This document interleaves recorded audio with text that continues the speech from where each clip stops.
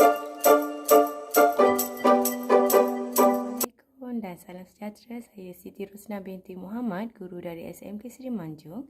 Ingin berkongsi mengenai bacaan buku saya iaitu Cerita Bilik Guru, tulisan daripada 5 orang guru iaitu Fadli Saleh, Syahidan Syuib, Firdaus Abdullah, Rena Ibrahim, Nur Ain Sabrina. Sebenarnya buku ni boleh didapati di mana-mana saja kedai buku.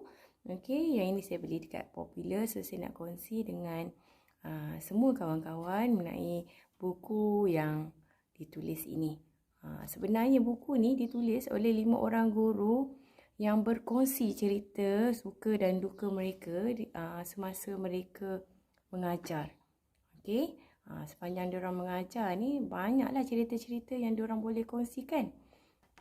Jom saya kongsikan antara coretan-coretan mereka ni bukan sekadar perkongsian rasa suka, ada juga perkongsian tentang cerita-cerita yang menyedihkan bagi mereka. Okey, antara contoh dia, kisah-kisah yang mereka tulis ini bermula daripada prasekolah sehinggalah ke sekolah menengah. So, banyak cerita yang sama sebenarnya seperti kita, cuma kisah-kisah ni telah diterbitkan, telah dituliskan di dalam buku. Jom saya teruskan dengan lebih mendalam cerita di dalam Cerita Bilik Guru ini. Ingin saya berkongsi satu pandangan yang diberikan oleh cikgu kita iaitu Cikgu Syahidah ni. Dia cerita mengenai pekerjaan guru sebenarnya merupakan satu ladang yang membawa kepada pahala yang banyak. Tapi satu teguran yang diberikan kepada kita bahawa dalam kita menjana pahala tu, kita perlu berhati-hati supaya kita tidak tersasar dalam mendidik anak-anak kita. So, untuk membentuk mereka ke jalan yang lurus, semestinya kita juga perlu memberikan contoh yang baik. Okey, kita teruskan dengan Cikgu Fadli Saleh pula. Cikgu Fadli Saleh dia berkongsi kepada kita mengenai murid sekolah rendah. So, murid sekolah rendah ni diorang sangat excited dalam apa benda saja yang diorang buat. Antara kisah yang dia buat ini, yang dia tulis di dalam buku ini, murid sekolah dia membawa anak kucing di dalam beg untuk ditunjukkan kepada kawan-kawan. Ini kita nampak macam kelakar kan? Tapi ni memang betul. Kalau kita tanya mana-mana cikgu sekolah rendah, budak sekolah rendah ni dia memang apa-apa benda yang dia buat, dia mesti buat dengan betul-betul. So, kalau dia cakap kucing, dia bawa kucing lah. Kalau risau pula kalau kita bercerita tentang baby, esok pula dia nak tunjuk baby dia pergi sekolah kan. So, bila kita bercerita tu, nampak macam lucu kat situ. Okey, kita pergi yang seterusnya daripada Cikgu Firdaus Abdullah. So, Cikgu Firdaus Abdullah ini kongsi kepada kita tentang kenapa perlu dia yang terima jawatan pada usia dia yang muda. Kiranya dia ni baru posting lah. Kenapa lambatkan tugasan-tugasan yang penting kepada dia. Okey, reason dia kenapa? Dia cakap kenapa? Dia cakap sebab dia kata saya kan muda lagi. Kenapa saya perlu terima jawatan ni? Kenalah bagi orang yang lebih berpengalaman.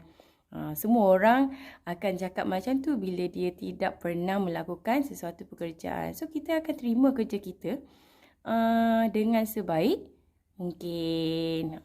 So, kalau kata kita tak pernah ada pekerjaan tu, tak pernah dapat kerja tu, kita boleh belajar sebenarnya sikit demi sikit.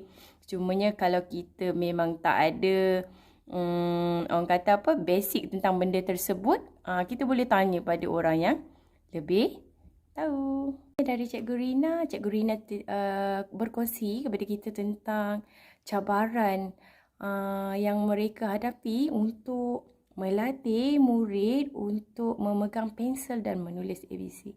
Sebenarnya semua orang mempunyai pengalaman yang hampir sama dengan cikgu-cikgu yang berkongsi di dalam buku ni. Cuma cerita mereka dibukukan saja. Kita pun banyak sebenarnya cerita-cerita yang kita boleh buat dalam bentuk buku. So, lepas ni cikgu-cikgu bolehlah kumpul cerita-cerita cikgu, kita kumpulkan. Lepas tu kita bukukan juga macam cerita Bilik Guru ni. Kita ada banyak kan.